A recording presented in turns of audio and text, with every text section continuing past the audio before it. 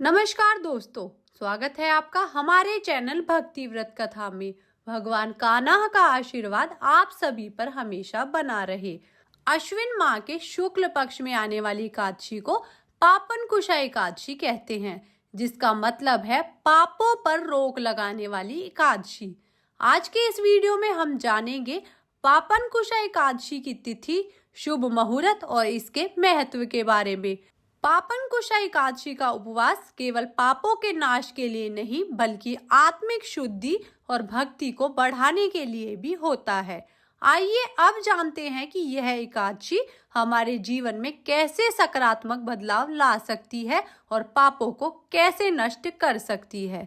जाने अनजाने में किए गए पापों का परिणाम व्यक्ति को तब तक भुगतना पड़ता है जब तक कि वह उन पापों का प्रायश्चित ना कर ले या वे पाप पूरी तरह नष्ट ना हो जाएं। जिस तरह के पाप व्यक्ति अपने जीवन में करता है, उसे उसी के अनुसार नरक का सामना करना पड़ता है।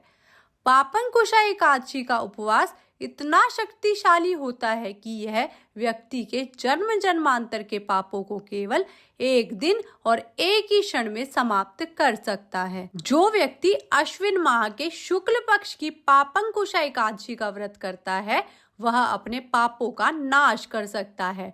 पापनकुशा एकादशी का व्रत करने के बाद व्यक्ति को बार बार इस संसार के बंधनों में नहीं फंसना पड़ता। भगवान की कृपा से उसे मोक्ष की प्राप्ति होती है। जो व्यक्ति सारंग धनुषधारी भगवान विष्णु की शरण में जाते हैं, उन्हें कभी भी यमलोक की यातना नहीं झेलनी पड़ती। जो व्यक्ति वैष्णव होकर शिव जी की या शैव होकर भगवान विष्णु की निंदा करते हैं, उनका नरक में जाना निश्चित होता है। सहस्त्रों वाजपेयी और अश्वमेघ यज्ञों से जो पुण्य प्राप्त होता है, वह एकादशी के व्रत के एक छोटे से भाग के बराबर भी नहीं होता। इस संसार में पापनकुशा एकादशी के समान कोई अन्य पुण्यदायी व्रत नहीं है और तीनों लोकों में इसके समान पवित्र कुछ भी नहीं है। जब तक व्यक्ति इस एकादशी का व्रत नहीं करता, तब तक उसकी देह में पाप बने रहते हैं। जिस प्रकार महर्षि अंगिरा द्वारा बताए गए पापनकुशा एकादशी व्रत को करने से सभी पुराने पाप नष्ट हो गए, उसी प्रकार यह एकादशी अपने भक्तों के पापों को वैसे ही जला देती है जैसे अग्नि सूखे तिनके के ढेर को जलाकर राख कर देती है। अब जानते हैं कि इस वर्ष पापनकुशा एकादशी का व्रत कब रखा जाएगा और कब इसका पारण होगा। साल 2024 में अश्विन शुक्ल पक्ष की एकादशी तिथि शुरू होगी 13 अक्टूबर रविवार को सुबह 9:01 से और समाप्त होगी 14 अक्टूबर सोमवार की सुबह 6:41 पर।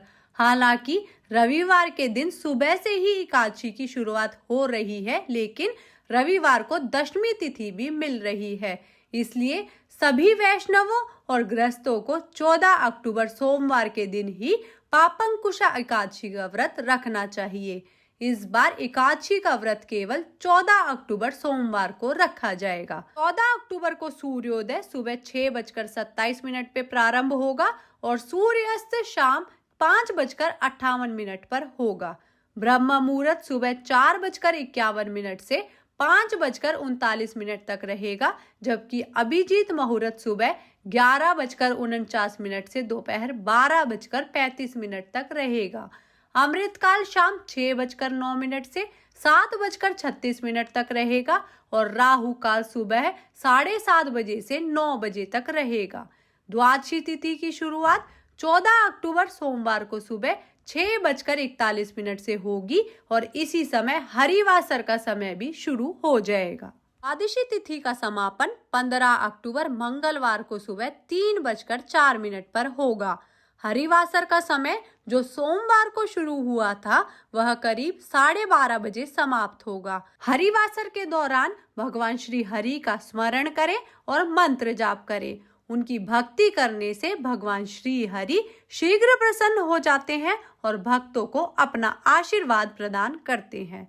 इस बार पापनकुशा एकादशी का व्रत 15 अक्टूबर मंगलवार को सुबह 6:27 से 7:05 के बीच खोला जाएगा, यानी व्रत का पारण इसी शुभ मुहूर्त में करना उचित रहेगा। ध्यान दें कि तिथि सूर्योदय से पहले ही समाप्त हो रही है और जब ऐसा होता है तब त्रयोदशी तिथि के प्रारंभिक समय में व्रत का पारण करने से कोई दोष नहीं लगता, बल्कि व्रत पूर्ण माना जाता है।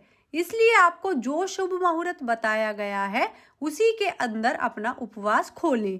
अगर आपको यह जानकारी अच्छी लगी हो तो कृपया वीडियो को लाइक करें, शेयर करें और हमारे चैनल को सब्सक्राइब करना ना भूलें। इस दिन आप हमारे चैनल पर पापंकुश एकादशी की कथा भी जरूर सुनें। धन्यवाद। जय श्री कृष्ण।